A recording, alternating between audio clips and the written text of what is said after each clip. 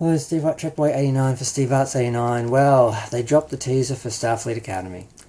Um, I was having a really nice morning. It's Sunday, here in Australia, so I was watching the Weekend View and making my breakfast, and then it's like, oh god, I have to watch this. I can't ignore it. And I'm going to want to react to it to get it out of my system so I can move on with the rest of the weekend or the rest of the day. Yeah, it looks cheap. That was my first thought. I had two thoughts about this that worried me.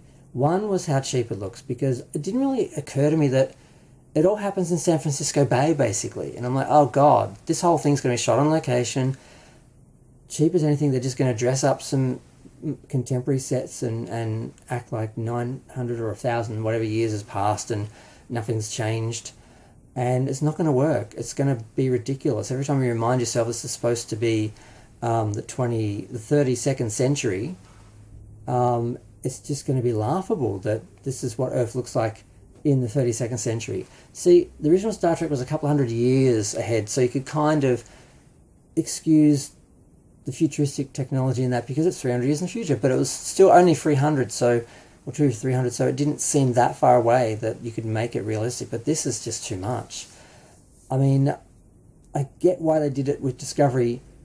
Originally was to get Discovery out of the canon issues and put it in its own little universe where they can do whatever they want. And then they took it directly to Starfleet and Earth and just made it ridiculous. And this just continues that ridiculousness on, and I didn't sort of think, because when I think of Starfleet Academy, I always had a concept that worked. And I projected that sense onto what they've done. And it's just not there. So yeah, it looks cheap. They keep going on about the biggest set they've ever built for Star Trek, but it's the only set they built, and they use it for everything.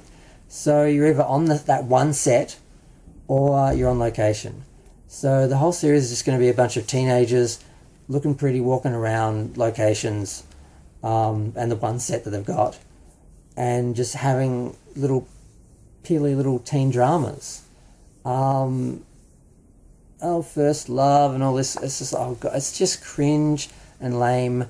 And they could have done a good series. Starfleet Academy could have been a good series if they had set this in the 22nd century or the 23rd century, where it was far enough away from Earth we could relate to it and realistically portray some idea of what Earth would be like in 200 or 300 years, and we could have the characters that we are familiar with in the Academy, or they could come back as teachers. But it's a spin-off of Discovery. It's the 32nd century. It's in this little bubble universe that...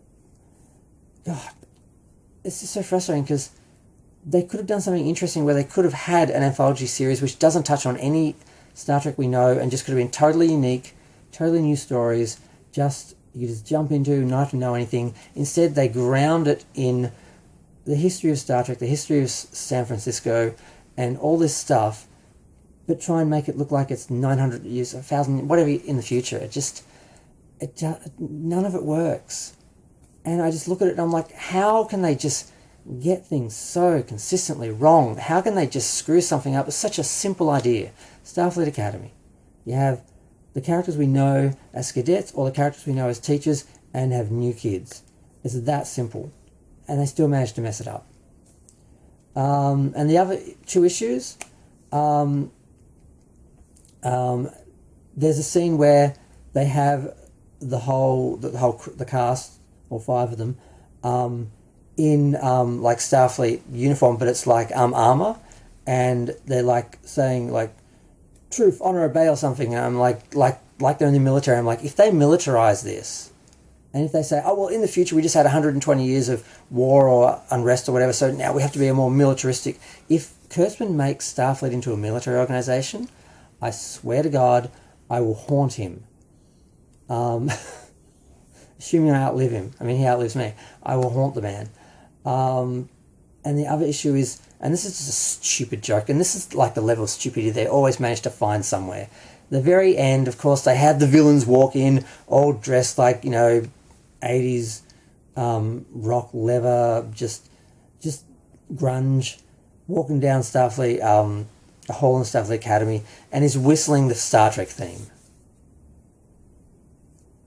Oh, wouldn't it be cool if we had him whistling the Starfleet theme? Just, how do these people... Oh my! I had some hope for this series on some level.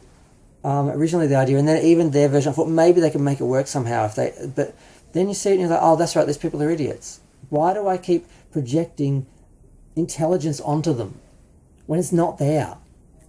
Yeah, it's just I just can't. Um, and the idea that we have to have a villain. It's Starfleet Academy. It's Star Trek. You don't have villains. They never had a villain in Star Trek. In the history of Star Trek, they never had a villain. In that sense of like a series, that's the villain we have for the series. What the hell? I just can't. I'm going to go. My neighbours are loud anyway. Feel free to share, like, comment, subscribe. Let me know what you think of this disaster that we're going to have to sit 2 years of. I just